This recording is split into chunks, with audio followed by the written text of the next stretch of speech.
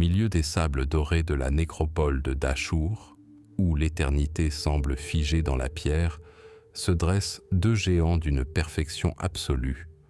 Ce sont les pyramides roses et rhomboïdales du pharaon Snéfrou, symbole du génie architectural et de la puissance invincible de l'Ancien Empire. Leurs silhouettes parfaites et majestueuses ont fasciné voyageurs, érudits et poètes pendant des siècles. Mais à quelques kilomètres à l'est, tel un paria rejeté, se dresse un autre monument. Il ne s'élève pas vers le ciel avec une fière symétrie. C'est une cicatrice sombre et blessée sur le visage du désert. Les habitants l'appellent depuis longtemps El Haram El Aswad, la pyramide noire. Aujourd'hui, ce n'est plus qu'un monticule informe, un squelette calciné de sa gloire passée. Son revêtement jadis brillant de calcaire blanc de Toura a disparu depuis longtemps, révélant le cœur sombre de l'édifice. Des millions de briques faites de limon du Nil, d'argile et de paille. Sous le soleil impitoyable, elles se sont décolorées et fissurées, se transformant en une masse sombre, presque noire, qui donne à la pyramide son nom sinistre. Le vent et le temps ont érodé ses arêtes, érodé son sommet, et elle apparaît désormais comme une formation naturelle, une montagne mélancolique pleurant sa propre disparition. Mais cette montagne ne naquit pas de la nature, mais de la volonté d'un des plus grands pharaons du Moyen Empire, Amenemhat III. Souverain de la 12e dynastie, ce pharaon réformateur et ingénieur, dont le nom est associé à la prospérité et aux grandioses campagnes d'irrigation qui transformèrent l'oasis du Fayoum en un jardin luxuriant d'Égypte, semblait maîtriser les éléments, dompter les eaux du Nil et faire prospérer le désert. C'est lui, au faîte de sa gloire, qui décida d'ériger son tombeau à Dahchour, un monument destiné à surpasser les œuvres de ses ancêtres. Au début, tout se déroula comme prévu. La pyramide, baptisée Amenemhat le Puissant, grandit à une vitesse fulgurante. Sa base était imposante et sa hauteur devait atteindre 75 mètres. Sous terre, dans la roche-mère, des tailleurs de pierre sculptèrent un labyrinthe complexe de couloirs, de puits et de chambres funéraires destinés non seulement au pharaon lui-même, mais aussi à ses reines. Il ne s'agissait pas d'une simple crypte, mais d'un véritable palais souterrain pour les morts, conçu avec une complexité sans précédent. Les architectes d'Amenemhat étaient sûrs de leur art. Ils créaient une demeure éternelle pour leur maître divin. Mais ils commirent une erreur fatale, une erreur qui transforma le triomphe en désastre. Les fondations de la pyramide furent posées trop bas, à peine 10 mètres au-dessus du niveau de la mer, et, pire encore, sur une couche instable d'argile et de sable.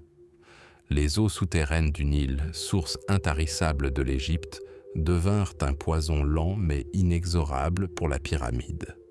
Sous le poids colossal de la maçonnerie et du noyau de briques, la terre meuble commença à s'affaisser. L'eau s'infiltra dans les chambres et les couloirs inférieurs.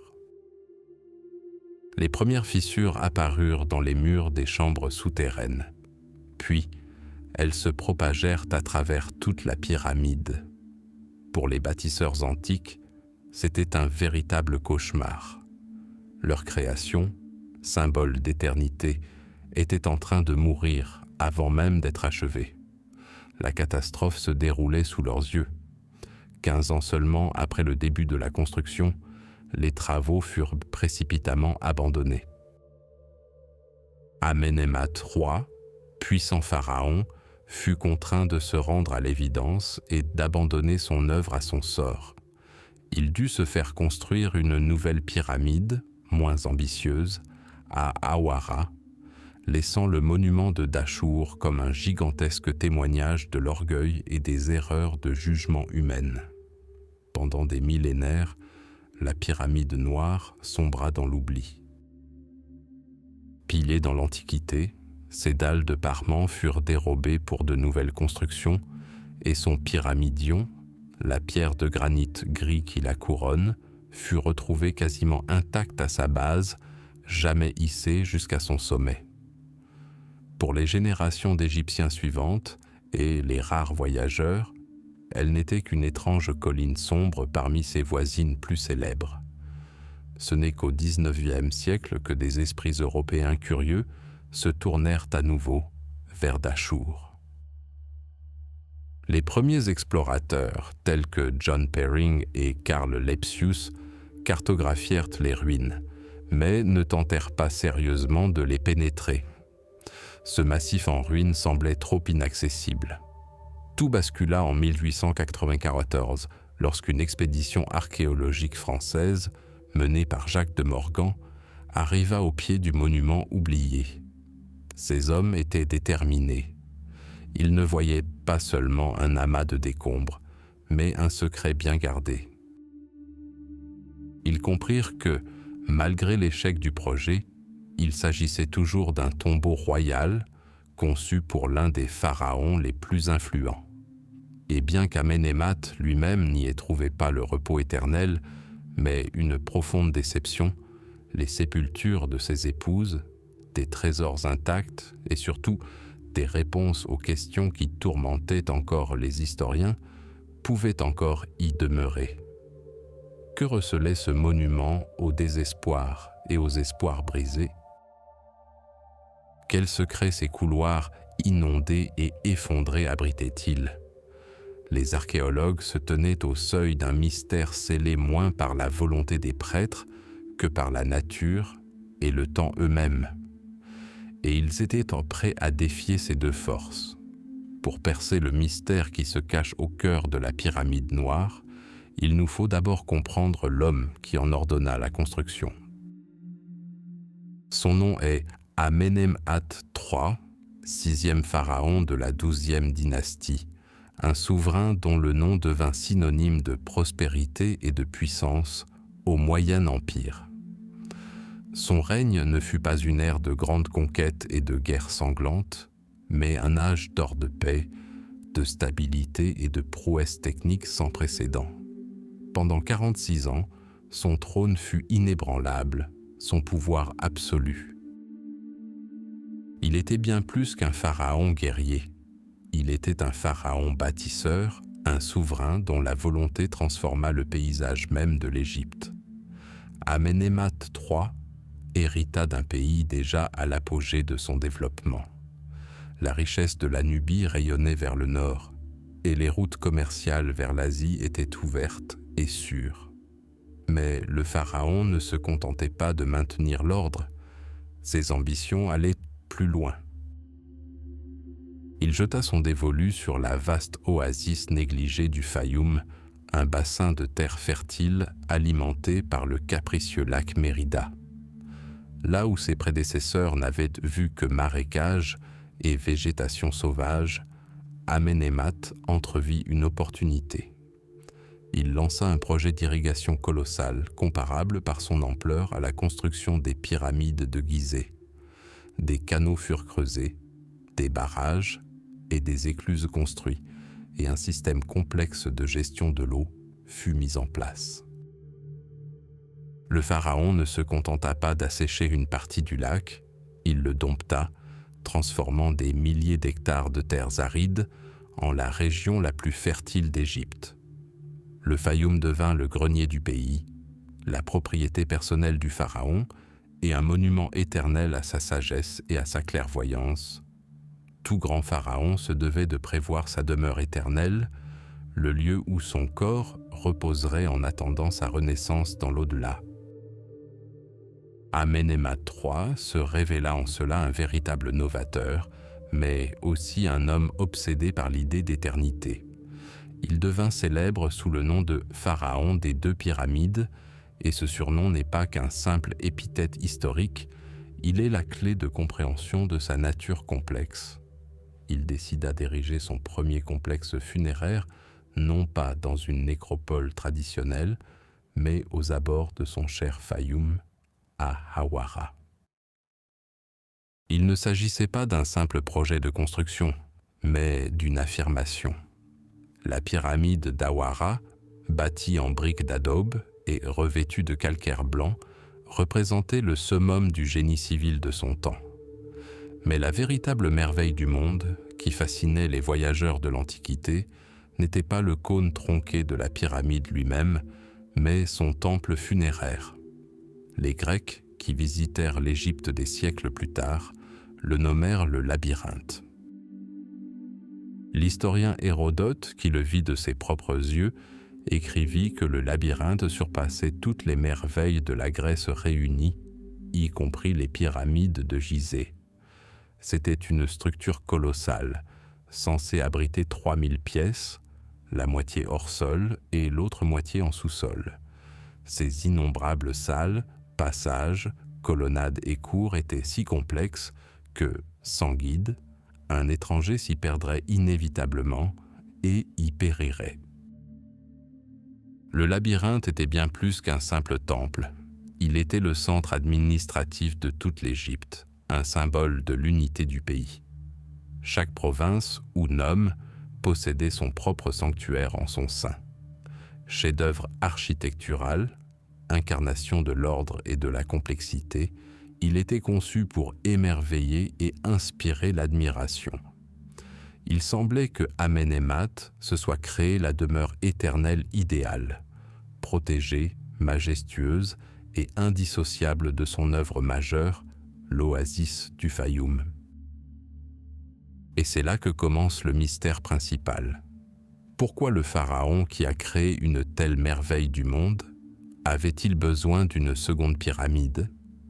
Pourquoi, après avoir consacré des décennies et des ressources colossales au complexe d'Hawara, a-t-il soudainement décidé d'entreprendre une construction nouvelle, encore plus ambitieuse, ailleurs ? La réponse à cette question se perd dans les sables du temps, mais c'est précisément ce qui nous conduit à Dahchour, au pied de sa seconde création, plus sinistre. Dahchour est une nécropole antique et sacrée. Les pyramides rhomboïdales et roses du grand Snéfrou, père de Khéops, s'y dressent. En choisissant ce site, Amenemhat III défia les fondateurs mêmes de l'Ancien Empire. C'était comme s'il affirmait « Je ne suis pas simplement le souverain du Moyen Empire, je compte parmi les plus grands bâtisseurs de tous les temps. Ici, sur un plateau rocheux dominant la vallée du Nil, il ordonna la pose des fondations d'une nouvelle pyramide. Elle reçut le nom prestigieux de Amenemhat le Puissant et le Beau. Contrairement à la précédente, ce projet fut conçu à une échelle encore plus grandiose, avec un système de couloirs internes et de chambres funéraires encore plus complexes. Ainsi, l'histoire d'Amenemhat III se divise en deux. D'un côté, le complexe d'Hawara, célèbre et couronné de succès, avec son labyrinthe légendaire. De l'autre, la mystérieuse et sombre pyramide de Dahchour, dont l'histoire est marquée par des drames, des erreurs d'ingénierie et, finalement, l'oubli. Ces deux pyramides sont comme les deux visages d'un même pharaon. L'un est tourné vers la lumière, la prospérité et l'ordre. L'autre est plongé dans les ténèbres de la terre, les mystères de l'au-delà, dans une course désespérée contre l'éternité. C'est cette seconde pyramide que nous connaissons aujourd'hui sous le nom de pyramide noire qui devint son véritable héritage, non pas comme un monument à la gloire du triomphe, mais comme une énigme archéologique profonde, recelant les secrets de son créateur. Pour les percer, il nous faut descendre dans ces profondeurs ruinées et dangereuses. À l'aube de la 12e dynastie, ère de renaissance et de prospérité sans précédent pour l'Égypte, un pharaon accéda au trône. Son nom était synonyme d'ambition et de génie architectural. Amenemhat III, seigneur des deux terres, ne se contenta pas de régner. Il transforma le pays tout entier, domptant les eaux de l'oasis du Fayoum et érigeant des temples colossaux. Son règne devait être couronné par une demeure éternelle, une pyramide qui surpasserait les créations de ses ancêtres non par sa taille, mais par l'ingéniosité de sa conception. Pour ce monument éternel, il choisit Dahchour, la nécropole sacrée où reposaient déjà les géants de Snéfrou. C'est là, au milieu des sables, que naquit un joyau d'ingénierie que nous connaissons aujourd'hui sous le nom sinistre de la pyramide noire. Le projet d'Amenemhat était véritablement révolutionnaire. Visuellement, sa création se voulait éblouissante. Des dizaines de milliers de blocs de calcaire blanc pur, extraits des carrières de Toura, parfaitement ajustés et polis à l'extrême, devaient recouvrir la pyramide, la faisant resplendir sous les rayons du dieu Ra, visible à des dizaines de kilomètres à la ronde. Couronnant cette splendeur, un pyramidion de granit gris recouvert d'électrum, un alliage d'or et d'argent, devait capter les premiers et derniers rayons du soleil. C'était une façade d'éternité, parfaite et divine. Mais derrière cette enveloppe étincelante se cachait un cœur d'une toute autre matière. Les architectes décidèrent de construire le noyau de la pyramide, son immense masse, non pas en granit ou en calcaire, mais en briques de terre crue. Des millions de briques séchées au soleil, faites de simples limons du Nil mélangés à de la paille. À première vue, cela semble être un retour en arrière, un rejet des traditions des grands bâtisseurs de Gizeh. Mais pour les ingénieurs d'Amenemhat, c'était une solution brillante et pragmatique. Elle permit d'ériger cette structure colossale incomparablement plus rapidement et à moindre coût, en consacrant l'essentiel des ressources à la création du système interne complexe et à la finition extérieure. C'était une audace d'ingénierie, utiliser le plus humble des matériaux, la terre d'Égypte, pour créer les fondations de la demeure éternelle du dieu Pharaon. C'est sous terre, dans les profondeurs de la pyramide, que résidait la principale innovation. Amenemhat et ses architectes savaient que les pilleurs de tombes étaient devenus plus habiles. Bloquer l'entrée avec des tonnes de pierres ne suffisait plus. Ils créèrent donc un véritable labyrinthe souterrain. Un réseau de couloirs, de puits, de faux passages et de chambres secrètes fut conçu pour désorienter et anéantir quiconque oserait troubler la paix du roi. Plusieurs entrées, l'une destinée au pharaon et l'autre, à l'est, à ses reines, menaient à des systèmes de chambres distincts mais interconnectés. Le sarcophage du pharaon, en granit rose et orné d'un motif unique imitant la grille du palais, reposait au fond de la chambre funéraire. Tout avait été méticuleusement planifié pour garantir une protection éternelle. La construction commença à une échelle sans précédent. Des milliers d'ouvriers travaillaient sous un soleil de plomb. Année après année, la pyramide grandissait, s'élevant au-dessus du désert. D'abord, un noyau colossal d'argile sombre, puis un manteau éblouissant de pierres blanches. Rien ne semblait pouvoir entraver le triomphe du pharaon. Mais là même où les architectes firent preuve de leur plus grand courage, leur faille fatale se cachait: les fondations. Le choix du site de Dahchour, si symbolique, s'avéra désastreux. Contrairement à la roche solide de Gizeh, le sol y était traître. La pyramide fut construite sur une couche d'argile à seulement 10 mètres au-dessus de la nappe phréatique. Le Nil, source de vie pour toute l'Égypte, devint un fléau silencieux pour ce projet grandiose. Sous le poids colossal de millions de briques et de milliers de tonnes de calcaire qui pesaient sur les fondations, la terre commença à céder. Le sol argileux instable céda. la pyramide, encore inachevée, commença à s'affaisser lentement mais inexorablement. Au début, ces mouvements étaient à peine perceptibles. Seuls les maîtres maçons les plus expérimentés pouvaient les remarquer. Mais bientôt, les conséquences devinrent évidentes pour tous. Au plus profond des couloirs souterrains, dans les chambres funéraires des reines et du pharaon lui-même, un léger craquement se fit entendre.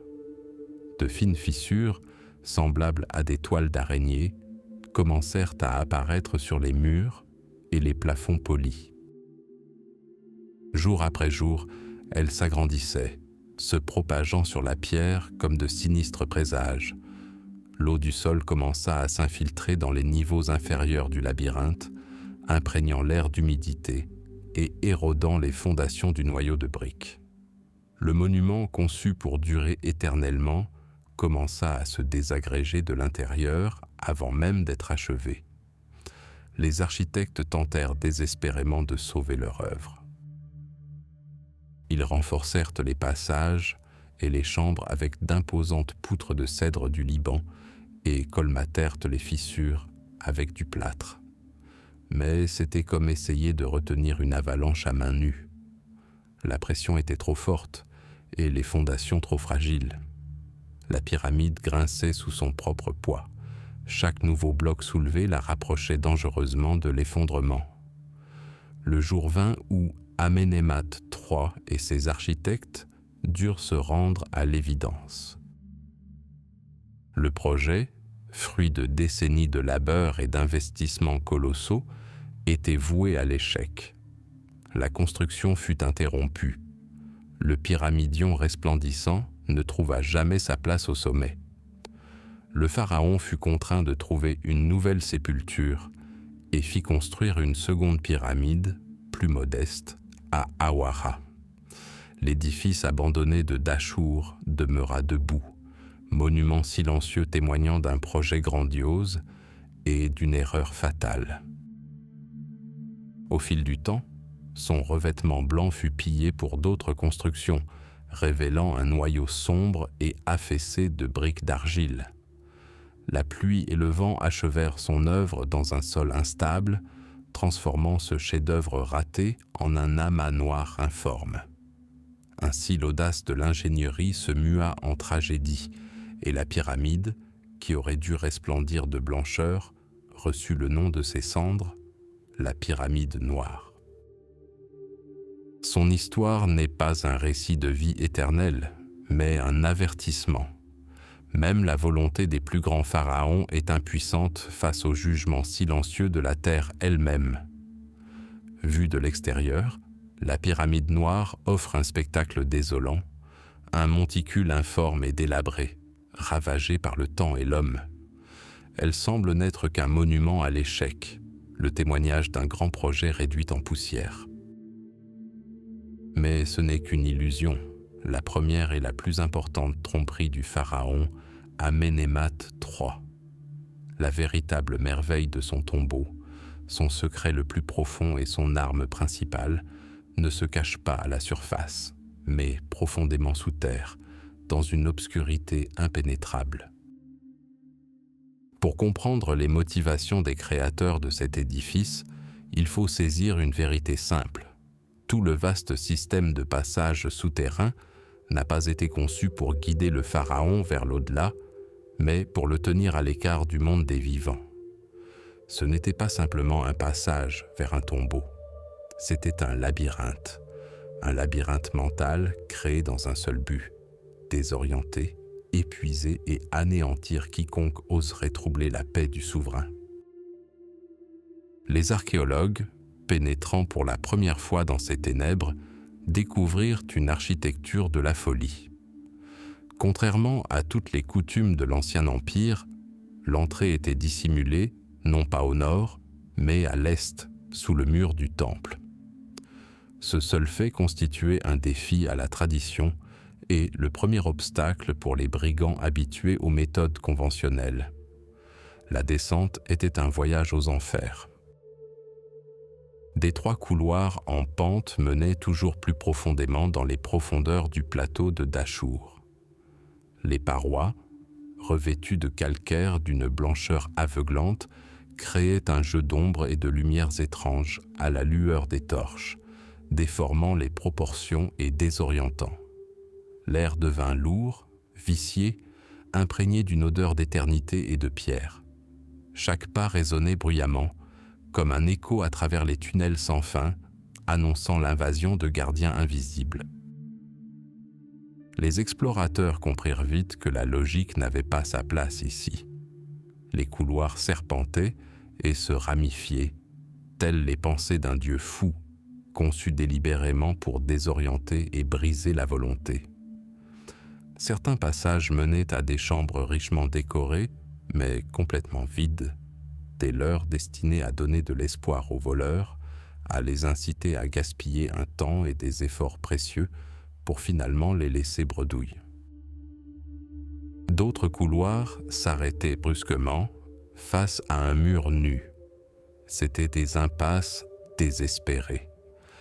Imaginez ces pillards antiques passant des semaines à creuser la terre, au risque d'être ensevelis, pour ne trouver, au moment où leur but semblait proche, qu'une lisse barrière de pierre qui les attendait.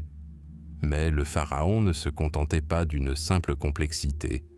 Son labyrinthe était truffé de pièges mortels, ingénieux dans leur simplicité et leur cruauté. L'élément principal de défense était constitué d'imposantes herses. Des niches dissimulées étaient creusées dans les plafonds des passages stratégiques, chacune renfermant d'énormes blocs de granit pesant plusieurs tonnes. Ces guillotines de pierre étaient maintenues en place par un système complexe de supports en bois et de cordes. Une fois un certain point franchi, un mécanisme se déclenchait et la dalle s'effondrait dans un fracas assourdissant, scellant le passage à jamais. Pour les imprudents, cela signifiait une mort lente et agonisante dans l'obscurité la plus totale, rongée par la faim et la soif. Les archéologues ont retrouvé des traces de ces mécanismes et, même aujourd'hui, des millénaires plus tard, la vue de ces blocs cyclopéens enchâssés dans le sol inspire l'admiration. Un autre type de piège était encore plus insidieux. Dans certains couloirs, le sol paraissait solide, mais en réalité, plusieurs dalles étaient installées au-dessus de profonds puits verticaux. Un faux pas dans la pénombre, et l'intrus tombait dans un gouffre dissimulé où une mort certaine l'attendait sur les rochers acérés. Ces pièges étaient placés aux endroits les plus inattendus, transformant chaque mètre du chemin en une roulette russe mortelle. Mais l'arme la plus redoutable d'Amenemhat était la pression psychologique. L'architecture même du labyrinthe était conçue pour briser l'esprit humain. Des détours sans fin, des chemins trompeurs, un silence oppressant, seulement troublé par la respiration et les battements du cœur. La sensation de millions de tonnes de pierre et de terre au-dessus de la tête, prête à s'effondrer à tout instant et à vous ensevelir vivant. Les anciens Égyptiens croyant que le tombeau était un lieu sacré et que sa profanation attirerait la colère des dieux et l'esprit du pharaon lui-même. Chaque recoin sombre, chaque bruissement semblait être un présage de châtiment terrible. Le labyrinthe ne se contentait pas de protéger des trésors. Il s'attaquait à l'esprit, semant la panique et conduisant à la folie. Après avoir survécu à cette série d'épreuves, de tromperies et de menaces mortelles, le voleur ou l'archéologue atteignit la partie centrale du complexe souterrain. Là se trouvaient les chambres funéraires de deux reines, elles aussi soigneusement protégées. Mais ce n'était que l'avant-dernier acte de ce grand spectacle. Le lieu le plus secret, le tombeau du pharaon lui-même, était dissimulé encore plus profondément au cœur même de ce chaos de pierre. Amenemhat III créa un chef-d'œuvre d'architecture défensive, une forteresse souterraine qu'il conçut imprenable, Tirant les leçons des erreurs de ses prédécesseurs, il sut contrer la cupidité humaine par un génie de l'ingénierie et une profonde compréhension de la psychologie de la peur. Il fit construire un labyrinthe destiné à engloutir et anéantir tout ennemi. Face à ce système complexe de couloirs, de pièges et de passages secrets, une seule question se pose. Comment, contre toute attente, ce tombeau parfait a-t-il pu être pillé? La réponse à ce mystère constitue un nouveau chapitre de l'histoire de la pyramide noire, un chapitre qui illustre la persévérance humaine, qui parfois surpasse même les desseins du pharaon. Sous des tonnes de roches et de limons, au cœur d'un labyrinthe inondé, l'expédition de Jacques de Morgan se tenait au seuil d'une découverte capitale. Des années de préparation, des mois de labeur exténuants, des semaines de lutte contre l'eau, l'obscurité et le désespoir, tout cela menait à une unique porte, l'ultime frontière séparant les explorateurs de la chambre funéraire du pharaon à Ménémat III. L'air était lourd, saturé d'humidité et imprégné d'une odeur de pierre mouillée. La lumière vacillante et incertaine des lampes à acétylène révélait, dans l'obscurité, des visages ruisselants de sueur et couverts de boue, les yeux brillants d'un mélange de fatigue et d'une anticipation fébrile. Le voyage jusqu'ici était une véritable descente aux enfers. Il leur fallut drainer des galeries, construire des barrages dans des couloirs souterrains et se frayer un chemin à travers les décombres laissés par les bâtisseurs antiques et l'implacable passage du temps. Chaque pas était un risque, chaque virage pouvait être fatal. Mais la lueur d'espoir, la promesse de percer un secret que la Terre avait gardé pendant plus de 3500 ans, était plus forte que la peur. Et les voilà donc, devant le dernier bloc de granit, ultime gardien de la paix du pharaon. Les travaux reprirent avec une vigueur renouvelée. Le grincement du métal contre la pierre résonnait dans les étroits passages, se répercutant sur les parois. Les coups de marteau étaient sourds et lourds, comme les battements de cœur de la pyramide elle-même. Heure après heure, centimètre après centimètre, les chercheurs s'acharnaient sur la barrière inébranlable. La poussière se mêlait à la sueur, laissant des traces sales sur leur peau, mais personne n'y prêtait attention. Tous les regards étaient rivés sur la fissure qui s'élargissait lentement dans la pierre. Puis vint le moment où un craquement distinctif se fit entendre et un énorme bloc de granit s'écrasa avec fracas, révélant un gouffre obscur. Un instant, tous restèrent figés, et dans le silence qui suivit, seuls des souffles haletants et le goutte-à-goutte régulier de l'eau, quelque part dans l'obscurité, se firent entendre. L'air s'engouffra dans l'ouverture ainsi créée, stagnant, immobile depuis des millénaires, porteur d'un parfum subtil, presque insaisissable, d'éternité et de décomposition. Le premier à projeter sa lanterne dans les profondeurs fut de Morgan lui-même. Un rayon de lumière perça les ténèbres, et ce qu'il vit le glaça d'effroi. Devant eux s'étendait une vaste chambre funéraire. La voûte, une solution d'ingénierie ingénieuse des architectes antiques pour répartir le poids colossal, se perdait quelque part au-dessus. Les murs, contrairement aux tombeaux richement décorés du Nouvel Empire, étaient austères et dépouillés, leur robustesse brute constituant leur plus belle parure. Mais tout cela n'était que décor. Au centre de la salle, sur une petite estrade, se dressait le sarcophage. Il était taillé dans un seul bloc du granit rose d'Assouan, le plus rare. Sa surface, polie à l'extrême, semblait non pas refléter, mais absorber et retenir la faible lueur des lampes qui rayonnaient de l'intérieur d'une lumière chaude et vivante. Il était immense, monumental, l'incarnation même de l'éternité et du pouvoir inébranlable du pharaon.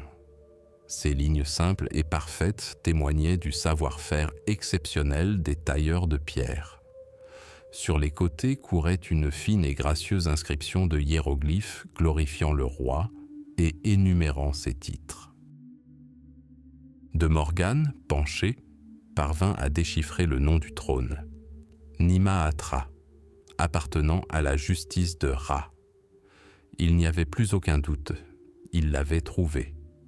Le trésor ultime, le couronnement de tous leurs efforts, la dernière demeure de l'un des plus grands souverains du Moyen Empire. Un silence empreint de respect régnait.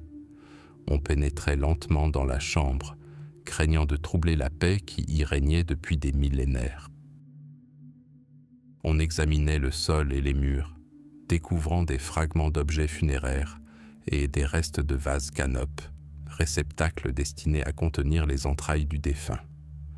Tout indiquait que l'inhumation avait eu lieu. Chaque chose était à sa place.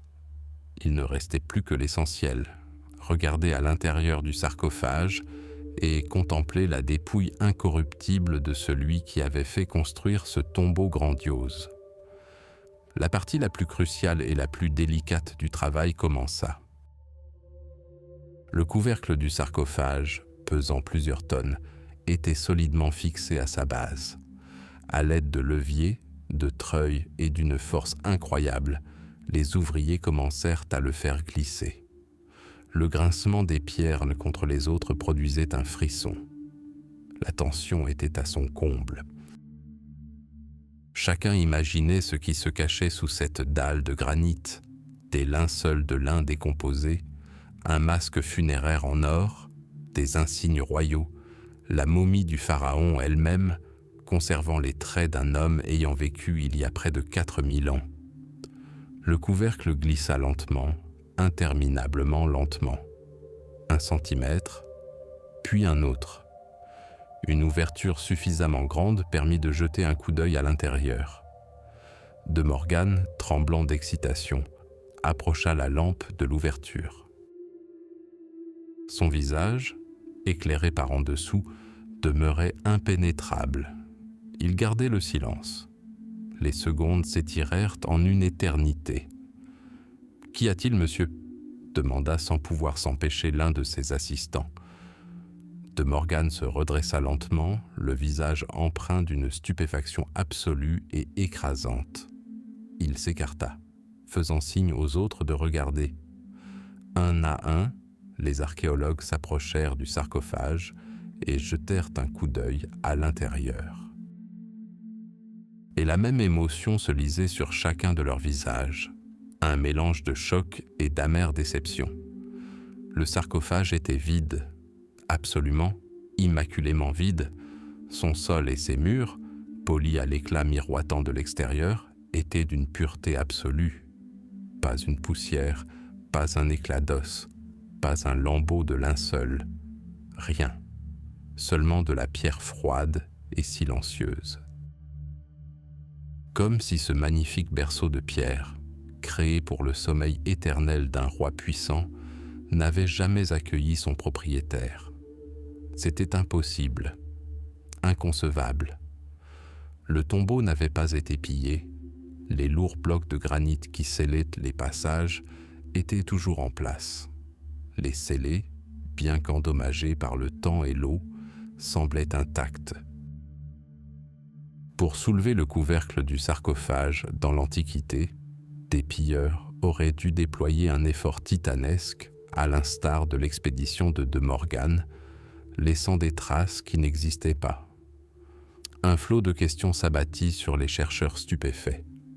Que signifiait cela? La momie avait-elle été volée d'une manière inconnue, presque mystique, ou n'avait-elle jamais été là? Se pouvait-il que le grand Amenemhat III, créateur de ce monde souterrain complexe, ait déjoué non seulement les voleurs, mais l'histoire elle-même, en se préparant un autre lieu de repos secret? L'objectif principal de l'expédition semblait atteint. La chambre funéraire avait été découverte. Mais au lieu d'un dénouement triomphal et de la résolution de tous ces mystères, les archéologues se trouvèrent confrontés à la plus grande énigme de la pyramide noire. Le tombeau était là, le sarcophage était là, mais le pharaon était introuvable, les recherches ne faisaient que commencer. Pendant des décennies, ténèbres et désillusions furent les seules compagnes de ceux qui pénétrèrent dans les profondeurs de la pyramide noire. La chambre funéraire principale, cœur de cette structure colossale, apparut aux explorateurs comme le théâtre d'une tragédie. L'immense sarcophage de granit rose, sculpté avec une habileté incroyable pour abriter Amenemhat III lui-même, était vide.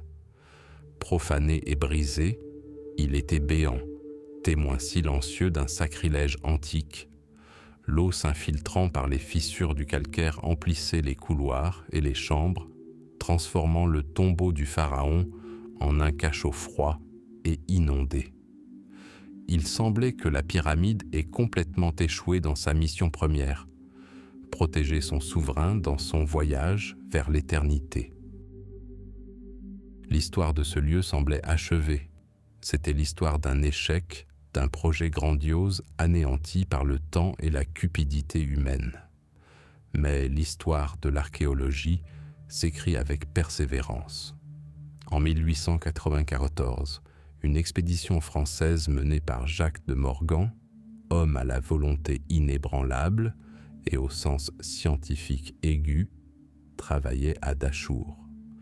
De Morgan et son équipe, dont son fidèle assistant Georges Legrain, refusaient d'accepter les conclusions des explorateurs précédents. Ils pressentaient que la pyramide, malgré son pillage évident, recelait encore des secrets. Leur attention se porta non pas sur la pyramide centrale, mais sur les galeries latérales, apparemment secondaires, qui s'en détachaient. Ces passages étaient jonchés de débris et de gravats, et beaucoup les auraient jugés sans espoir. Mais De Morgan suggéra que c'était précisément dans ce réseau complexe de galeries souterraines que les bâtisseurs antiques avaient pu dissimuler ce qu'ils souhaitaient réellement protéger. Lentement, mètre après mètre, les ouvriers déblayaient les décombres. L'air était lourd, chargé de la poussière accumulée au fil des siècles. La lumière des lampes à pétrole éclairait les murs bruts et inachevés, créant un jeu d'ombre féerique. Et puis, un jour, un bruit retentit. Un bruit qui fit battre le cœur de chaque archéologue plus fort. Le bruit sourd et régulier d'une pioche frappant quelque chose de plus dur et de plus lisse que la pierre ordinaire. C'était de la maçonnerie. Un mur qui, d'après les plans initiaux, n'aurait pas dû être là. Oubliant leur fatigue, l'équipe se remit au travail avec une vigueur renouvelée. Pierre après pierre, ils démantelèrent la barrière qui dissimulait l'inconnu. Lorsqu'une ouverture suffisamment large fut pratiquée, De Morgan fut le premier à s'y engouffrer, une lampe à la main. Un rayon de lumière perça les ténèbres millénaires et illumina la surface lisse du sarcophage de pierre. Il était intact. Les sceaux étaient en place. L'air, scellé ici depuis le Moyen Empire, était calme et pur. Cette petite chambre modeste, cachée dans un labyrinthe de couloirs, régnait une paix qui faisait défaut au tombeau du pharaon lui-même. C'était l'enterrement de la reine Ahat, l'une des épouses d'Amenemhat. Retenant leur souffle, les archéologues soulevèrent le lourd couvercle du sarcophage. La momie de la reine s'était décomposée sous l'effet de l'humidité, mais ce qui entourait sa dépouille laissa le monde sans voix. Dans la faible lueur des lampes, l'or scintillait, le bleu profond du lapis-lazuli brillait et la cornaline flamboyait. C'étaient des trésors qui avaient survécu à 3500 ans dans l'oubli le plus total.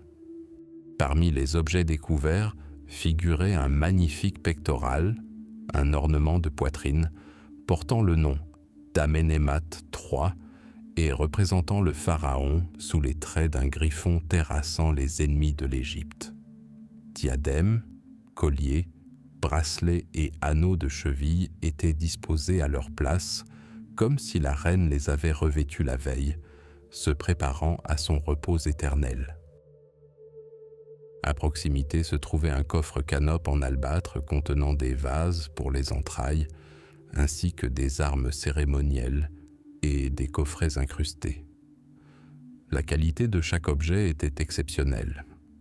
Il ne s'agissait pas de simples bijoux, mais de chefs-d'œuvre de l'art joaillier, témoignant de l'incroyable savoir-faire et de la richesse de la 12e dynastie.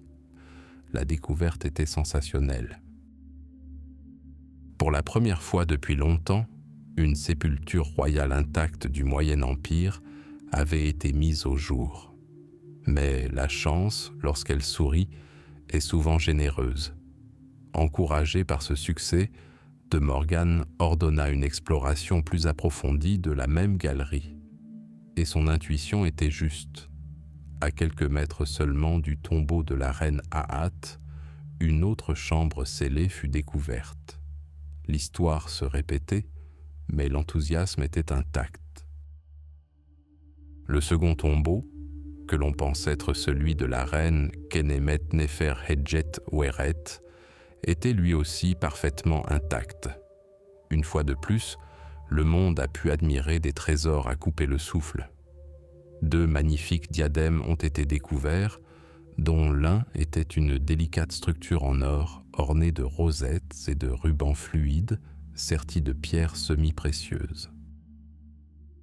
Mais le véritable joyau de cette collection était un autre pectoral, considéré comme l'un des plus grands chefs-d'œuvre de la joaillerie égyptienne de tous les temps. Il portait l'inscription du nom de Sésostris II, père d'Amenémane. Il s'agissait probablement d'un bijou de famille, transmis à la reine. De gracieux faucons à tête d'Horus tenaient dans leurs serres des symboles de vie éternelle, encadrant un cartouche portant le nom du pharaon.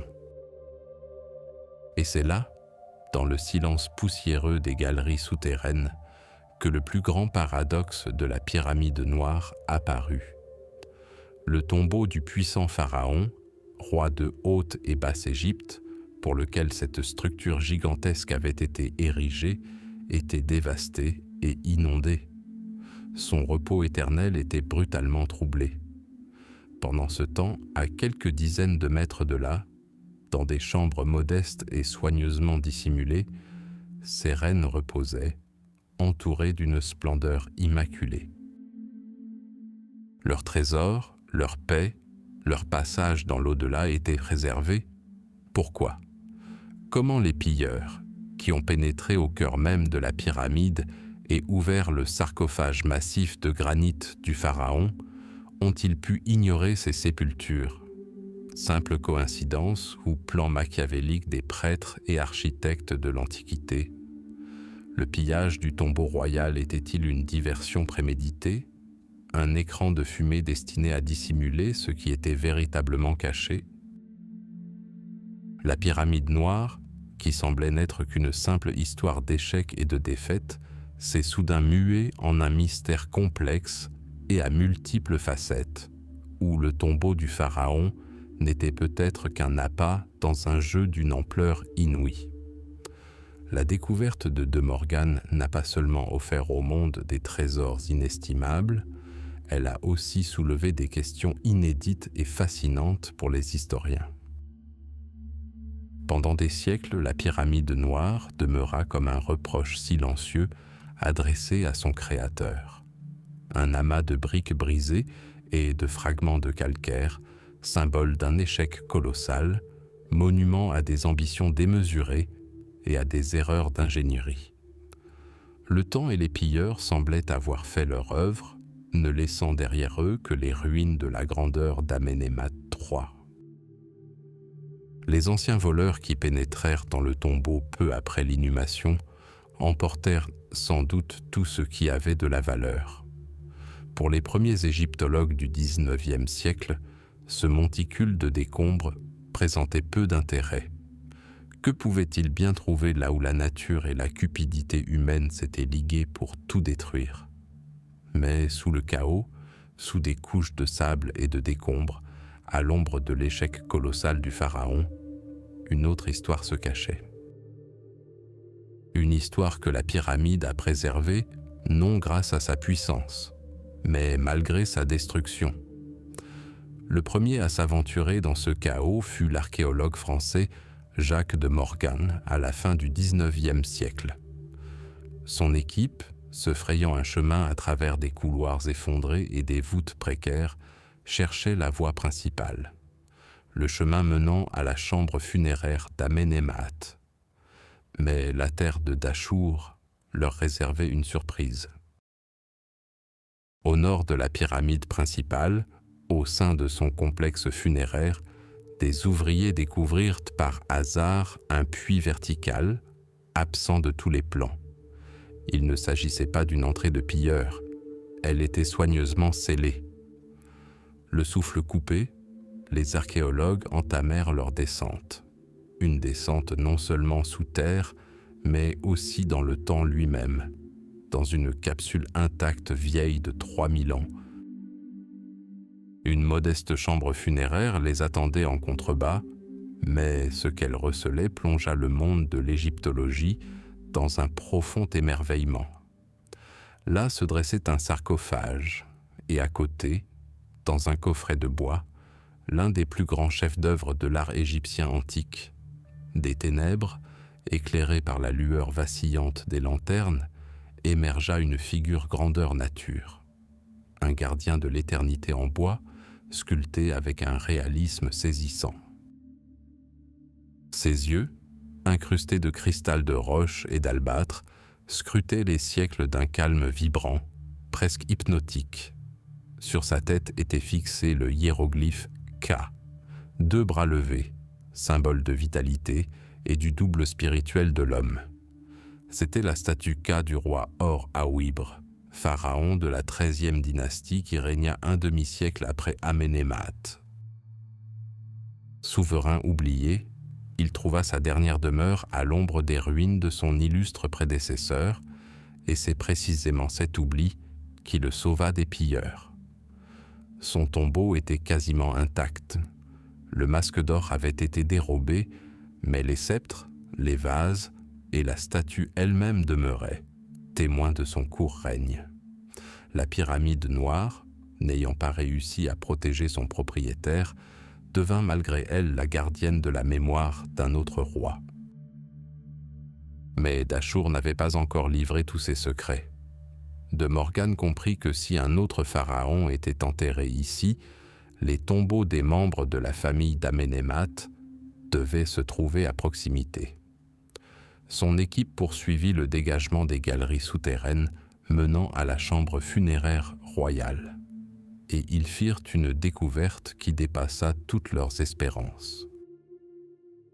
Dans les couloirs latéraux, tels des recoins cachés de la nécropole, gisaient les tombeaux des filles royales, les princesses Mérite et Sit Hathor. Leurs sarcophages avaient également été ouverts, et les momies avaient probablement été détruites lors de la recherche d'amulettes. Le cœur des archéologues se serra de déception. Se pouvait-il que seul le vide les attende ici aussi? Mais soudain, dans une niche d'une des tombes, ils remarquèrent plusieurs coffres en bois brut. Rien de remarquable à l'extérieur, mais lorsqu'ils les ouvrirent, des flammes jaillirent à l'intérieur. De l'or, du lapis lazuli, de la cornaline, de la turquoise et de l'améthyste. C'étaient les coffrets contenant les bijoux des princesses, miraculeusement épargnés par les anciens voleurs. Ce que découvrit de Morgan dépassait la simple opulence.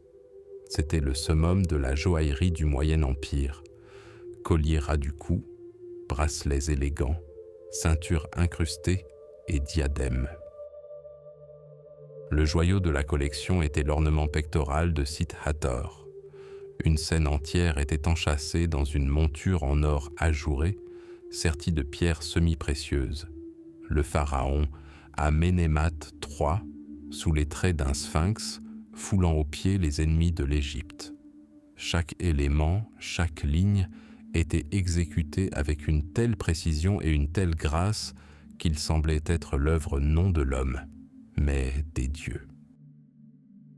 Ces trésors racontaient non seulement l'histoire de l'opulence de la cour, mais aussi celle d'un savoir-faire d'exception, d'un goût raffiné et du symbolisme profond que les Égyptiens imprégnaient dans chaque pièce.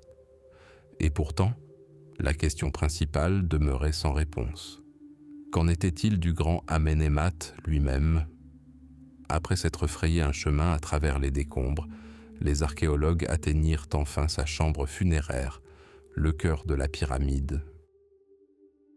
La chambre était revêtue de granit et en son centre se dressait le sarcophage, un magnifique monolithe de granit rose d'Assouan, orné d'un motif de façade de palais.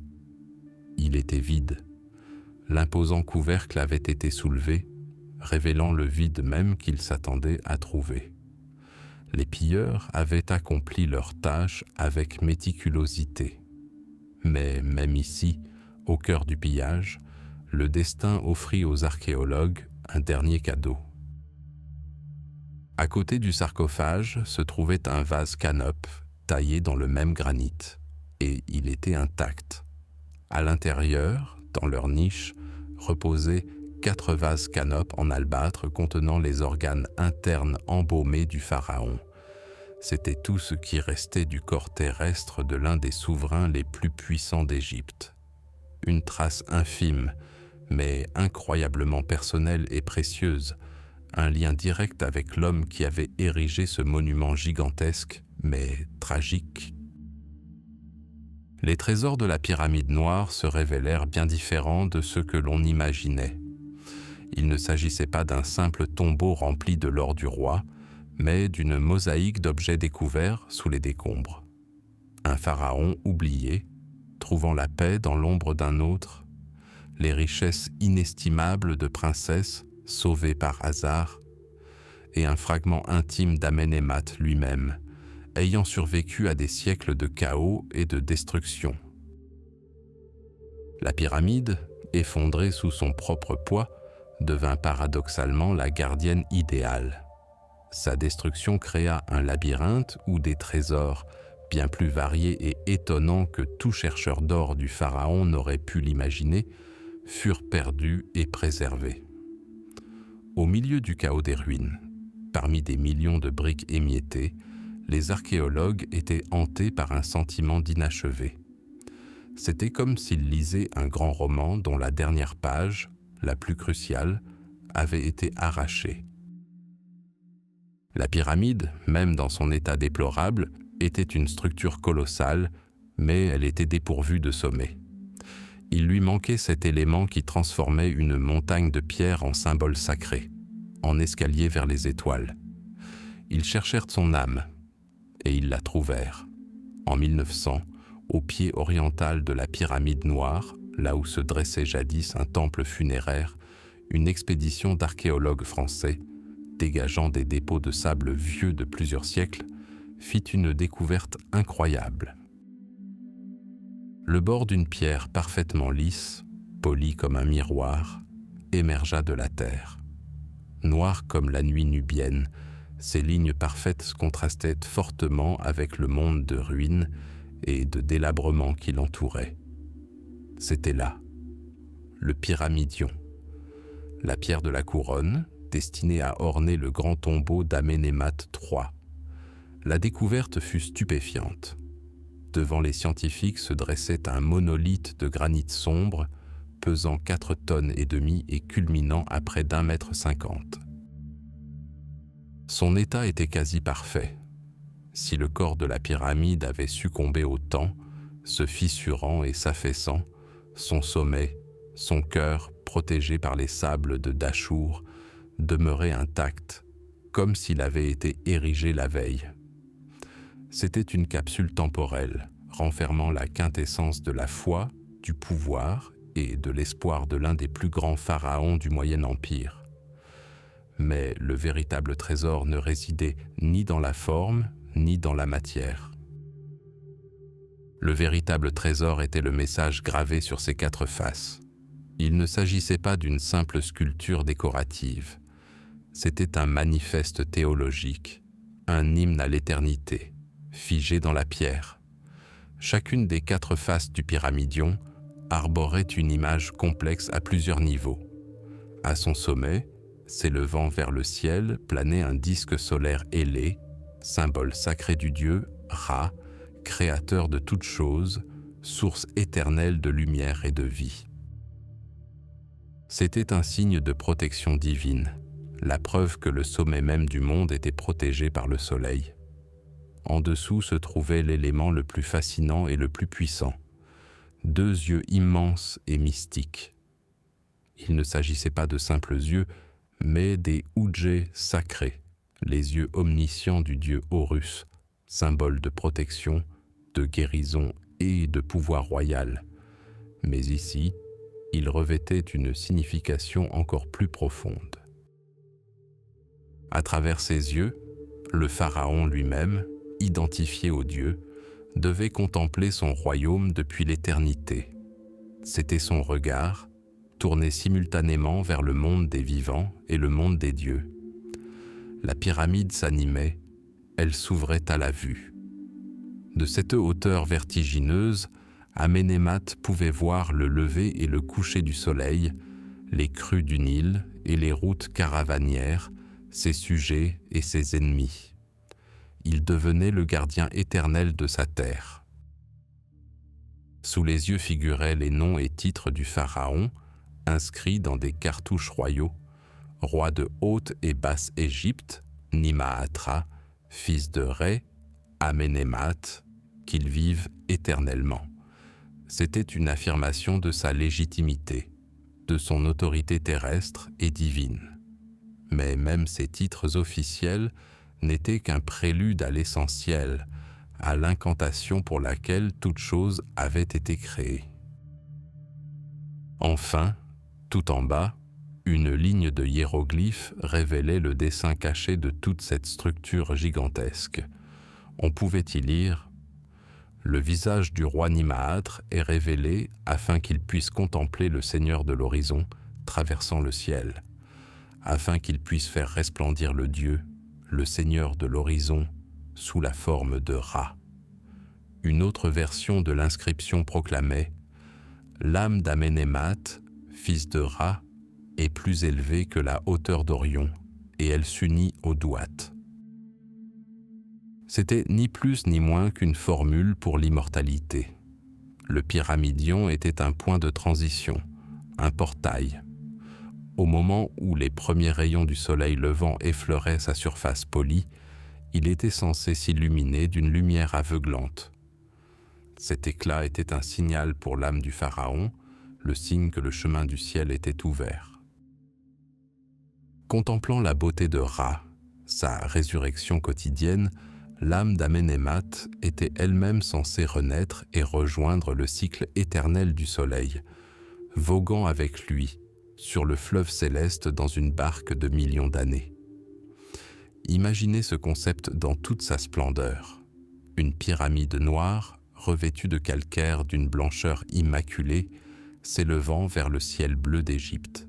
Et à son sommet, à 105 mètres de hauteur, repose ce cristal noir et poli d'éternité. À chaque lever et coucher du soleil, il capterait les rayons du soleil, se transformant en une étoile d'une brillance insoutenable, visible à des dizaines de kilomètres. Il serait un phare divin, l'incarnation physique du lien entre la terre et le ciel, entre le roi mortel et le Dieu éternel. Mais le destin en avait décidé autrement. Le pyramidion, d'une perfection absolue, ne prit jamais sa place. Il demeura à sa base, jamais hissé sur le trône pour lequel il avait été créé. Le message parfait gravé dans le granit éternel se révéla trop lourd pour la fragile et imparfaite montagne de briques. Le sommet ne transmit jamais son message aux cieux. Il resta sur terre, témoin silencieux du plus grand rêve et de l'échec cuisant du pharaon Amenemhat. Les archéologues découvrirent bien plus que le sommet d'une pyramide, ils mirent au jour le monument d'un miracle avorté. La majestueuse pyramide noire, conçue comme la demeure éternelle du puissant Amenemhat III, se dresse aujourd'hui devant nous non comme un triomphe, mais comme un monument tragique à la nature indomptée et à l'arrogance humaine. Plus que de simples ruines, elle est une scène de crime, où les traces du temps racontent l'histoire d'un échec monumental. Pourquoi le colosse, né de la volonté du pharaon, s'est-il effondré, se transformant en un amas informe? La réponse ne réside pas dans un seul facteur, mais dans un cocktail mortel d'erreurs d'ingénierie, de pièges géologiques et de l'inexorable passage du temps. La première erreur, et peut-être la plus importante, fut commise avant même la pose de la première pierre, le choix de l'emplacement. Dachour, nécropole sacrée abritant déjà les pyramides rhomboïdales et roses de Snéfrou, semblait l'endroit idéal. Mais l'équipe d'Amenemhat opta pour un site situé à seulement 1 kilomètre à l'est des pyramides les plus anciennes, sur un terrain nettement plus bas et géologiquement instable. Sous une fine couche de sable se cachaient des couches d'argile molle et malléable. Construire un monument de pierre de plusieurs tonnes sur un tel sol revenait à ériger un gratte-ciel sur un marécage. Les ingénieurs de l'Antiquité, habitués aux fondations rocheuses solides de Gizeh, se trouvaient désormais confrontés à un ennemi invisible et redoutable. Le second cavalier de l'Apocalypse pour la pyramide noire fut l'eau. Son emplacement en zone basse, près du Nil, impliquait une nappe phréatique élevée. L'eau, source de vie pour l'Égypte, devint un lent fléau pour le tombeau du pharaon. Elle s'infiltra profondément, saturant les couches d'argile sous les fondations. L'argile, absorbant l'humidité, devint plastique et perdit sa capacité portante. Les fondations de la pyramide commencèrent littéralement à flotter. L'énorme pression exercée par la masse colossale de pierres et de briques sur le sol chassa l'argile ramollie, provoquant un tassement inégal de toute la structure. La pyramide commença à s'enfoncer dans ses propres fondations. Mais même sur ces fondations instables, une structure plus solide aurait pu être érigée, sans l'ambition démesurée du pharaon et de ses architectes. La structure interne de la pyramide noire est un véritable labyrinthe, sans équivalent dans l'histoire de la construction pyramidale. Au lieu d'un noyau monolithique simple et massif, comme celui des grandes pyramides de Gizeh, les ingénieurs d'Amenemhat créèrent un système complexe de couloirs, de puits, de galeries et de chambres funéraires. Elle abritait les appartements non seulement du pharaon, mais aussi de ses 2 reines. Cette complexité, destinée à dérouter les pillards, devint également le talon d'Achille de l'édifice. Les nombreux vides et passages fragilisèrent le noyau, le transformant en une sorte de gruyère. La solidité monolithique fut sacrifiée au profit d'une sécurité sophistiquée. À cela s'ajoutait le choix du matériau de construction principal. Contrairement à ses prédécesseurs de la 4e dynastie, qui utilisaient des blocs de calcaire massifs, Amenemhat, probablement par souci d'économie de temps et de ressources, ordonna que le noyau de la pyramide soit construit en briques de terre crue. Ce matériau était peu coûteux, facilement disponible et permettait une construction beaucoup plus rapide. À sec, il offrait une résistance à la compression suffisante. Mais c'est là qu'une combinaison fatale de facteurs se produisit. La remontée des eaux souterraines ramollit non seulement l'argile sous la pyramide, mais pénétra également son noyau de briques. Humidifiées, les briques de terre crue perdirent leur structure et se transformèrent à nouveau en boue. La pyramide commença alors à pourrir de l'intérieur. Les bâtisseurs de l'Antiquité n'étaient pas aveugles. Ils voyaient bien que leur création se dégradait. Les découvertes archéologiques à l'intérieur de la pyramide témoignent silencieusement de la lutte désespérée pour la sauver. D'imposants supports en cèdre du Liban, installés pour tenter de consolider les voûtes, ont été mis au jour dans des couloirs fissurés et des chambres qui s'affaissaient. On imagine l'horreur des ouvriers qui entendaient la pierre craquer et gémir profondément sous terre. Ils voyaient apparaître de plus en plus de fissures dans les murs des chambres funéraires et d'énormes blocs de plafond se déplacer. Leurs efforts furent vains. Le processus de destruction était enclenché et il était impossible de l'arrêter. À un moment donné, le pharaon lui-même prit conscience de l'amère vérité. Son grand tombeau, son escalier vers l'éternité, était voué à l'échec. La construction fut aussitôt interrompue. Amenemhat III abandonna son œuvre qui s'enfonçait pour recommencer ailleurs, à Awara. Il abandonna sa première pyramide, reconnaissant sa défaite face à la nature. Mais le calvaire de la pyramide noire ne s'arrêta pas là. Le coup de grâce ne fut pas porté par les éléments, mais par l'homme. À l'origine, la pyramide était revêtue de dalles scintillantes de calcaire blanc de Toura, qui maintenait son noyau tel un corset solide et protégeait la maçonnerie de l'érosion. Mais après l'abandon du complexe, il devint une carrière pour les générations futures. Au Moyen Âge et plus tard, les habitants la dépouillèrent sans pitié de son précieux revêtement pour construire leurs maisons et leurs mosquées.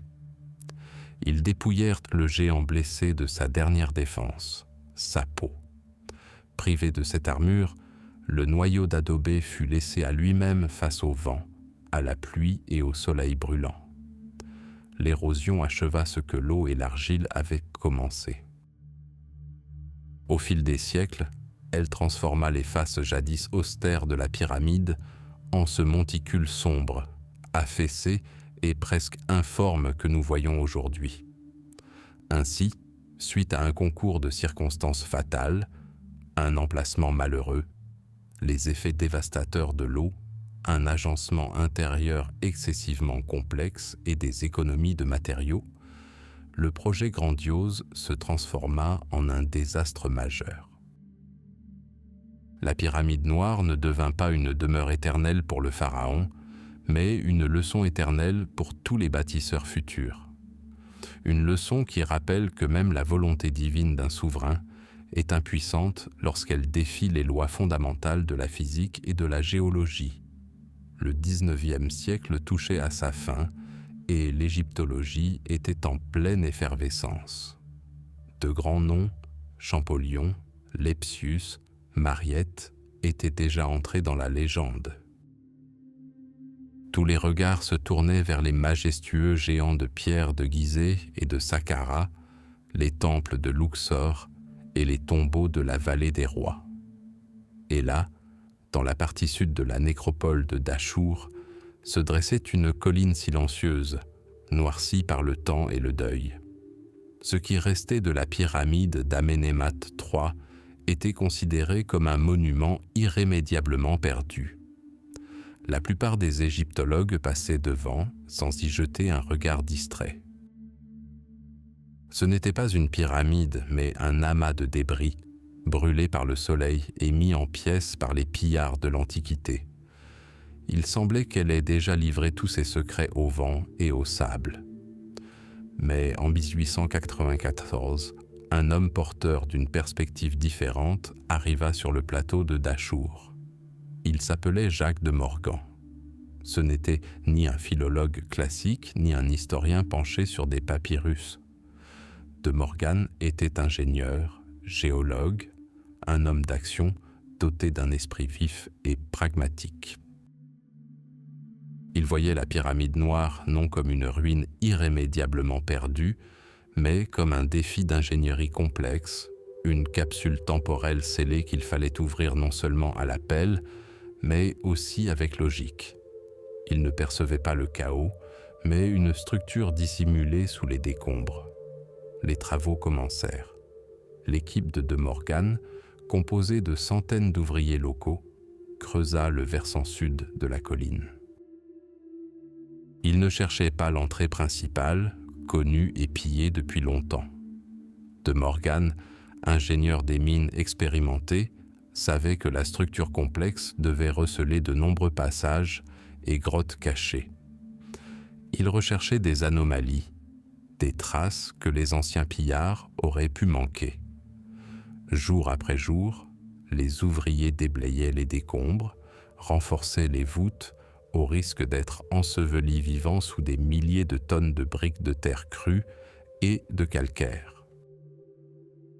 Bientôt, ils découvrirent un couloir descendant menant plus profondément dans la pyramide. L'air devint lourd et humide, imprégné d'une odeur de poussière millénaire et d'eau stagnante. Plus ils descendaient, plus le génie et la tragique erreur des architectes antiques leur apparaissaient clairement. Les couloirs se transformaient en un labyrinthe inextricable, truffé de fausses entrées, d'impasses et de chambres scellées, conçues pour désorienter quiconque oserait troubler la paix du pharaon. Mais le problème principal n'était pas la complexité du plan. La pyramide avait été construite trop près de la nappe phréatique. Au fil des millénaires, l'eau s'était infiltrée à travers le calcaire, inondant les chambres inférieures et les transformant en un lac souterrain lugubre. Ils durent patauger dans une eau glacée et trouble, parfois jusqu'à la poitrine. À la lueur des lampes à pétrole, les ombres dansaient sur les parois, créant l'illusion du mouvement dans l'obscurité impénétrable. C'était un combat non seulement contre la pierre, mais aussi contre les éléments, contre le temps lui-même, qui avait transformé le tombeau en un piège mortel. Enfin, après des efforts incroyables, l'équipe de Morgan atteignit la chambre funéraire du pharaon.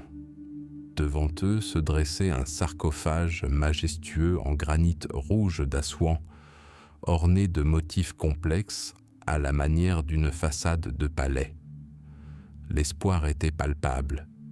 Malgré les traces de pillage, l'espoir d'un miracle demeurait. Mais aucun miracle ne se produisit. Le lourd couvercle du sarcophage se souleva et l'intérieur était vide. D'anciens pilleurs étaient passés par là bien avant eux. Ils avaient accompli leur œuvre avec méticulosité, ne laissant derrière eux que des fragments d'objets funéraires et un profond sentiment de déception. Il semblait que leurs efforts titanesques aient été vains. La pyramide noire était bel et bien vide. C'est dans ce moment de désespoir que le génie de Morgan se révéla. Il raisonna comme un stratège. Si la cible principale, le tombeau du pharaon, était si évidente pour les pilleurs, il existait peut-être des cibles secondaires, moins visibles. Son attention fut attirée par la partie nord du complexe funéraire, près de l'enceinte. Il émit l'hypothèse que les tombeaux des reines et des princesses se trouvaient peut-être à l'extérieur de la pyramide principale, dans des puits séparés et bien dissimulés. Il ordonna de dégager la zone au nord de la pyramide. Et bientôt, son intuition fut juste. Les ouvriers découvrirent par hasard une entrée dissimulée menant à un puits donnant sur une petite galerie. Lorsqu'ils percèrent le dernier mur et qu'un rayon de lumière dissipa les ténèbres millénaires, tous les présents retinrent leur souffle. Un tombeau intact se dressait devant eux. C'était la sépulture de la princesse Ita. À l'intérieur, parmi les vestiges délabrés de sarcophages de bois, l'or scintillait. Diadème, collier, bracelet, chaîne de cheville, tout était à sa place, comme si sa propriétaire n'avait quitté ses appartements qu'un instant. Mais ce n'était que le début. Une autre galerie fut découverte à proximité, menant au tombeau de la princesse Knoumet. Là, les archéologues furent témoins d'un spectacle qui dépassa toutes leurs espérances. Parmi les offrandes funéraires figuraient 2 magnifiques pectoraux, de véritables chefs-d'œuvre de la joaillerie égyptienne antique. L'un, ayant appartenu à Amenemhat III, représentait le pharaon sous les traits d'un griffon terrassant ses ennemis. L'autre, ayant appartenu à Sésostris II, était une composition complexe d'or, de lapis-lazuli, de cornaline et de turquoise. La finesse des détails semblait impossible à réaliser de la main de l'homme. Ce fut un triomphe. Jacques de Morgan ne trouva pas le tombeau du pharaon intact, mais il découvrit ce qui devint célèbre sous le nom de « trésor de Dachour ». Il prouva que les secrets de la pyramide étaient dissimulés non seulement en son centre, mais aussi à sa périphérie. Les pilleurs, aveuglés par leur désir de s'emparer du trésor principal, avaient négligé les tombeaux des filles royales, les préservant ainsi pour la postérité. Ainsi, les premières fouilles ont transformé l'histoire de la pyramide noire d'un récit d'échecs et de destruction en la chronique d'une découverte incroyable. Jacques de Morgan n'a pas répondu à toutes les questions, mais il en a soulevé de nouvelles. Il a levé le voile de l'oubli qui planait sur ce site et a montré au monde que même les ruines les plus sombres et les plus désespérés peuvent receler des trésors capables d'éblouir par leur éclat et de changer à jamais notre perception de la grandeur de l'Égypte antique. Ce n'était que le début d'un long dialogue entre les archéologues et l'énigmatique monument d'Amenemhat. Texte de la narration. Le temps et l'eau sont les 2 destructeurs les plus impitoyables. Ils ont transformé la grande création d'Amenemhat en ruine, un monticule silencieux, empli de deuil. Pendant des décennies, il sembla que la pyramide noire avait livré tous ses secrets. Les archéologues du début du XXe siècle, armés de pioches, de pelles et d'une ténacité incroyable, firent tout leur possible. Ils parcoururent les couloirs, cartographièrent les chambres et découvrirent des sarcophages et des vases canopes.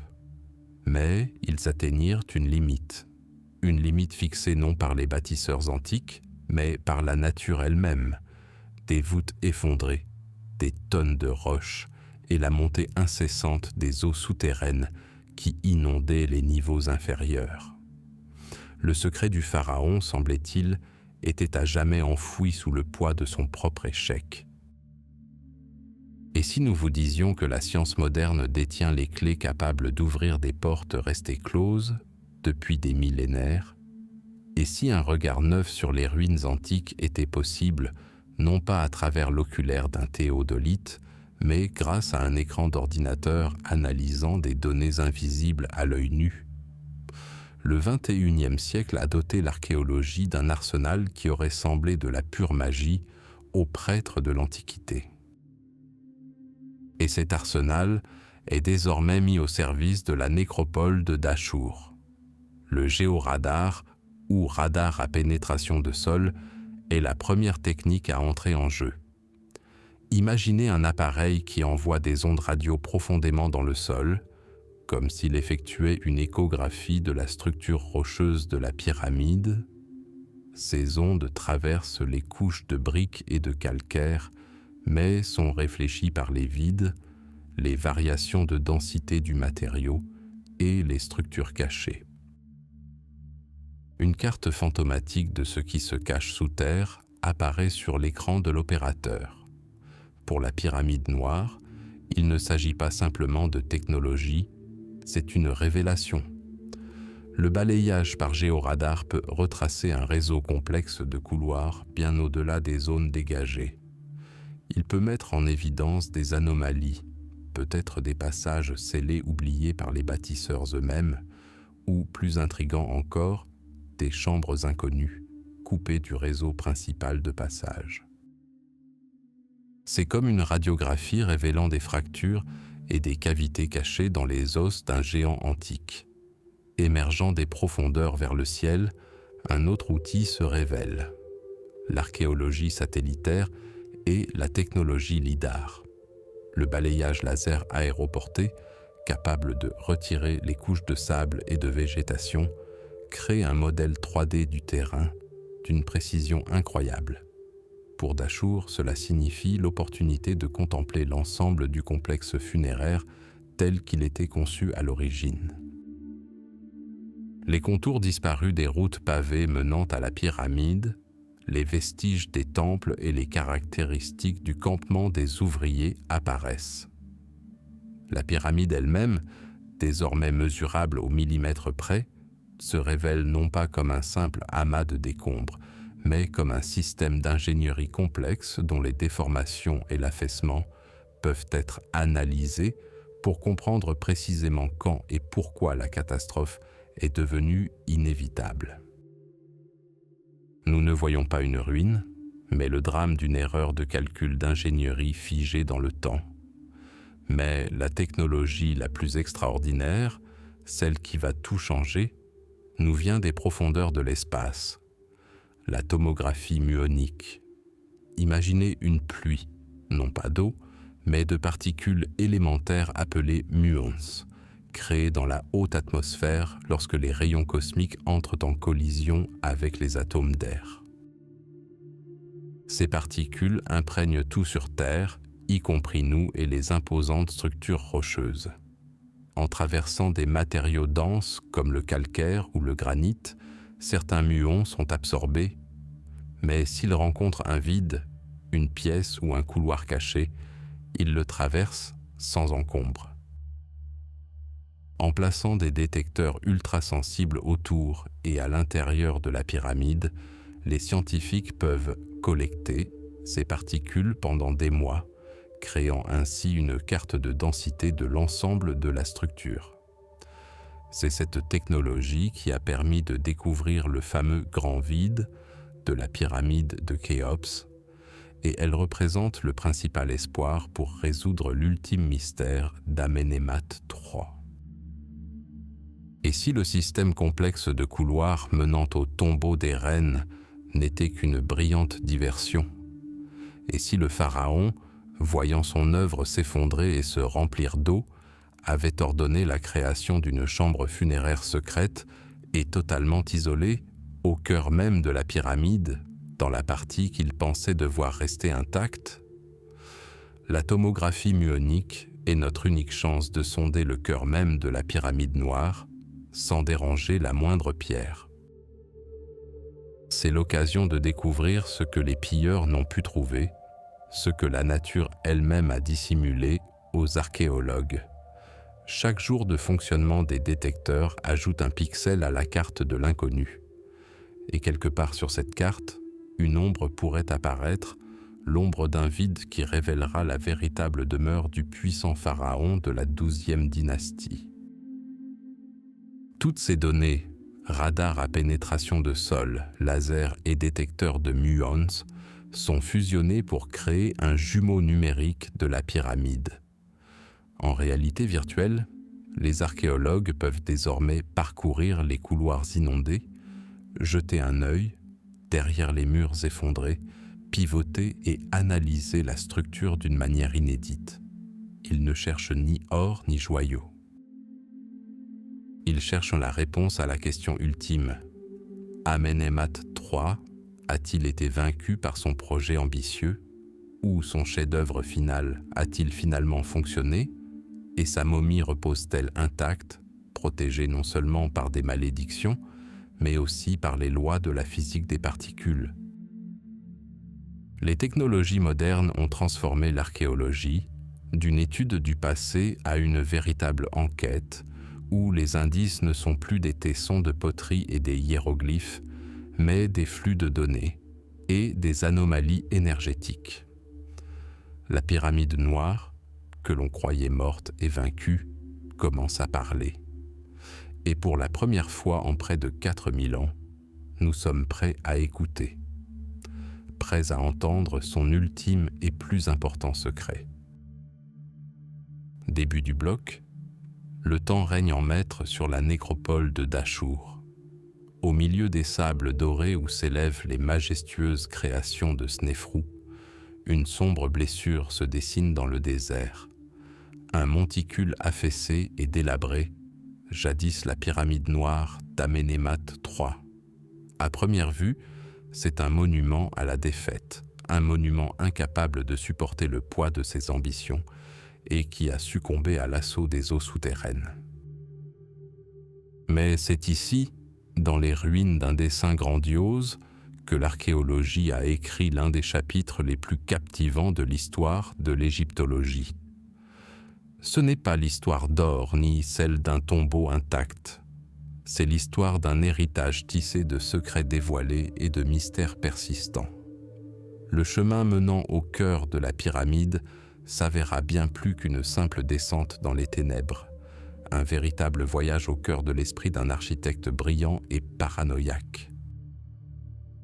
Pendant des décennies, des chercheurs, de Pering et Lepsius, à une expédition de l'Institut archéologique allemand, explorèrent son système complexe de couloirs. Plus qu'un simple passage, c'était un véritable labyrinthe, conçu pour désorienter, épuiser et fasciner à jamais quiconque osait troubler la paix du pharaon. De faux passages menant à des impasses, des puits piégés dissimulés sous les dalles. Plusieurs chambres funéraires, chacune potentiellement la principale, n'étaient que des leurs. Le système de défense de la pyramide noire était un chef-d'œuvre d'ingénierie, poussé à l'extrême. Le pharaon mena une guerre posthume contre les pillards, et le champ de bataille fut gravé dans la pierre sous des tonnes de briques de terre crue. Après toutes ces épreuves, les archéologues atteignirent enfin leur but. Ils pénétrèrent dans la véritable chambre funéraire du pharaon. Mais au lieu du triomphe, ils furent témoins d'une apocalypse silencieuse. La chambre était inondée. Les eaux souterraines, ennemis jurés des bâtisseurs de Dachour, s'étaient infiltrées à travers le calcaire et avaient transformé la dernière demeure du roi en un lac souterrain silencieux. Au centre de ce miroir obscur et immobile, reposait un magnifique sarcophage de granit rose. Sa surface était ornée d'un motif complexe imitant les murs de la forteresse, la façade du palais. Il était là, intact, scellé. Pendant des siècles, l'eau l'avait protégé mieux que tous les pièges et toutes les malédictions. Le souffle coupé, les explorateurs pompèrent l'eau. Le couvercle du sarcophage pesait des tonnes, mais l'espoir de faire la plus grande découverte de l'histoire renforçait leur détermination. Et lorsqu'il fut soulevé, le monde découvrit le vide.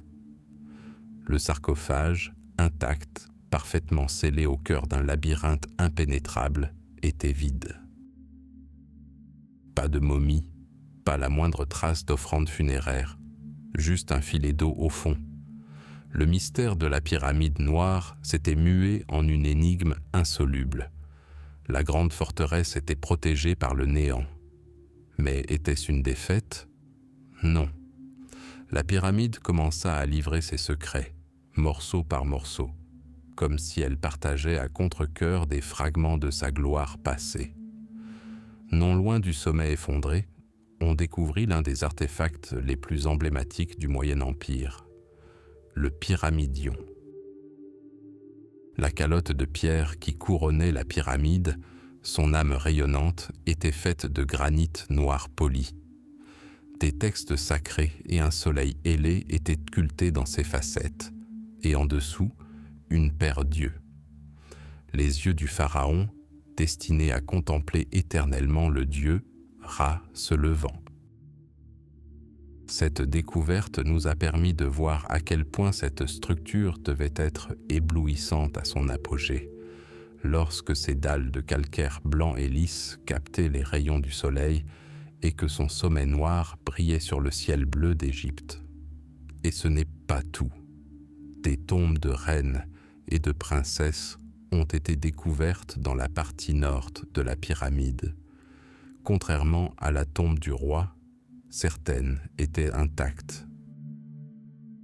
Les archéologues ont mis au jour les trésors de la reine Aat et de la princesse Nubet-Ptihkhéred, de somptueuses tiares, des colliers d'or et de pierres semi-précieuses, des bracelets et des ceintures. Ces découvertes ont prouvé que la nécropole était fonctionnelle. Des inhumations et des rituels y étaient pratiqués. Il ne s'agissait pas d'une supercherie. Puis un autre indice apparut. À l'intérieur même de la pyramide, dans l'un des couloirs, on découvrit un vase canope en albâtre. Le nom d'Amenemhat III y était clairement inscrit. Il contenait 4 vases canopes destinés à contenir ses organes internes, retirés lors de la momification. C'était une preuve irréfutable. Le pharaon avait préparé sa sépulture ici. Le rituel avait commencé. Mais pourquoi n'était-il pas terminé? Et c'est là que tous les indices mènent à la seconde pyramide d'Amenemhat, encore plus grandiose, à Hawara, près de l'oasis du Fayoum. Celle-là même au pied de laquelle Hérodote décrivit le légendaire labyrinthe. Pourquoi le pharaon, qui avait déjà fait construire un tombeau, en avait-il besoin d'un second? Peut-être dès les travaux à Dachour s'était-il rendu compte que la lutte contre l'eau était perdue d'avance, que les fissures dans la structure et l'instabilité du sol condamnaient l'édifice à un lent effondrement. Amenemhat, le grand pragmatique, prit alors une décision sans précédent, déplacer sa maison de l'éternité vers un lieu plus sûr. Alors, qu'est-ce que la pyramide noire? Un cénotaphe, un faux tombeau construit pour distraire les voleurs, ou une première tentative infructueuse, abandonnée à mi-chemin, ou peut-être quelque chose de plus complexe, un double complexe funéraire à la signification sacrée que nous ne pouvons pas encore comprendre. L'héritage d'Amenemhat III s'est révélé bien plus complexe et multiforme qu'une simple momie dans un sarcophage. Son véritable héritage n'est pas l'or, mais la pierre et l'eau. Il réside dans ses efforts titanesques pour développer l'oasis du Fayoum, transformant les marécages en un jardin luxuriant, véritable écrin pour l'Égypte. Il est aussi le fruit de son génie d'ingénieur, illustré par la construction de 2 pyramides complexes et du légendaire labyrinthe. Et, bien sûr, il est son secret. La pyramide noire n'est pas l'histoire des découvertes archéologiques. C'est l'histoire de ce qu'elles n'ont pas trouvé. Elle se dresse comme une question éternelle, gravée à l'horizon.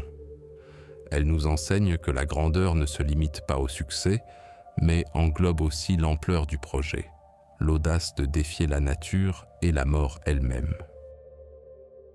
Amenemhat ne nous a pas laissé son corps, mais bien plus, un mystère qui nous pousse à revenir sans cesse à ses ruines, à contempler les eaux obscures de son tombeau vide et à tenter de percer les desseins de l'un des plus grands pharaons d'Égypte.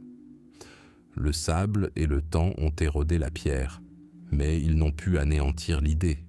Et tant que ce monticule noir restera là, silencieux et énigmatique, le mystère d'Amenemhat perdurera. Fin du bloc.